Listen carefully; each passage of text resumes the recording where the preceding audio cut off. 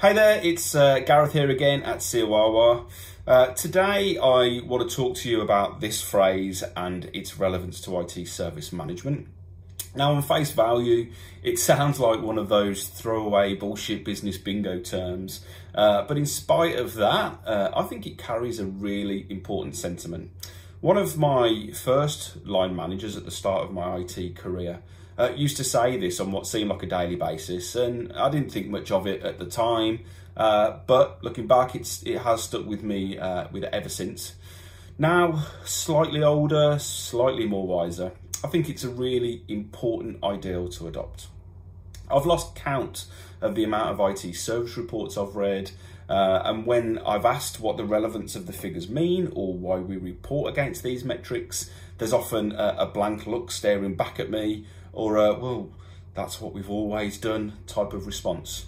Well, in my book, if you always do what you've always done, then you're always going to get what you've always got, which certainly is going to stand in the way of continual service improvement.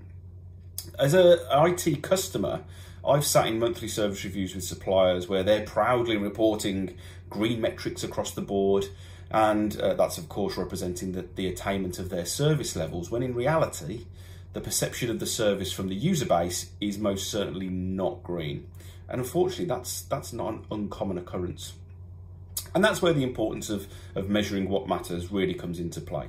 So where do you start? Well, ultimately, that's down to you, your IT operation, and of course, your stakeholders and their needs of their IT services. Whether it's part of requirements capture for new services, regular customer reviews, satisfaction surveys, etc. You should and probably do know already what's important to your businesses or customers. And whilst there may be some commonalities across the board, there may be differences depending on the department or the customer function that you're talking to. First and foremost, you should, as part of your service design process, ensure that the service caters for these needs where resources and budgets allow. Of course, some users will want the moon on a stick, but those that hold the purse strings may feel different. But that aside, when measuring how your service is performing and being consumed, measure those elements that matter to your stakeholders. If you measure them, you can see whether your service is hitting the mark or not, and then determine what actions need to happen to maintain and improve the service, make it more efficient, cheaper, faster, better, etc., etc.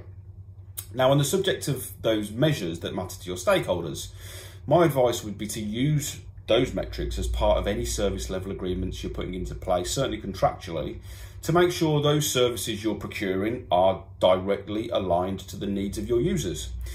I joined an organisation some years ago who had outsourced their service desk, and at that time the perception of the service desk wasn't great. But the service levels that the service provider used to report back on a monthly basis always seemed to be green. For example, they would often take great pride in sharing the fact that they had met their contracted first contact fix rate. However, when I spoke to the user base and internal IT stakeholders, what frustrated them was that when they called the desk and the issue couldn't be fixed, it took an absolute age for anybody to follow up. And at that time, the service desk weren't in great shape in terms of managing aged tickets as part of their incident management process.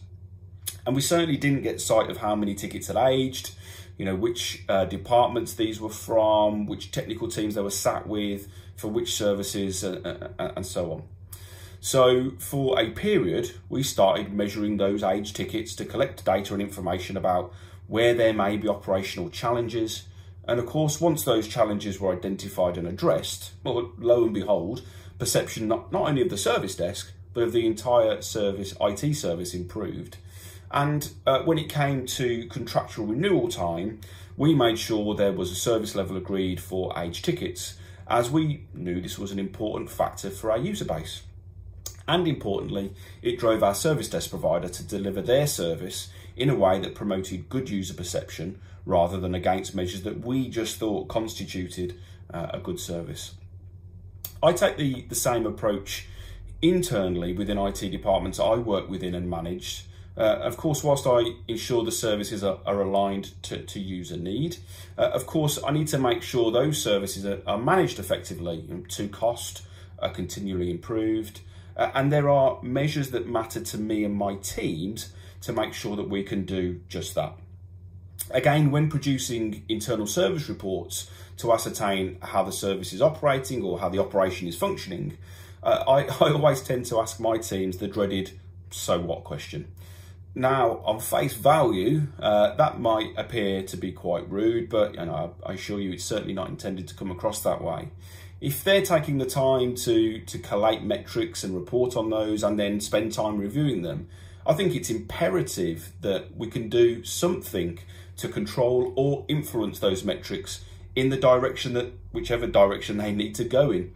If the answer to the "so what" question is, well, it's tough to answer, well then ask yourself, why are you reporting against that measure? If you can't do anything to influence or control it, well then does that metric really matter? Does it matter to you? Does it matter to your stakeholders? And if the answer is not, well then don't bother measuring it. Now, maybe all of this sounds pretty obvious. Hopefully it is.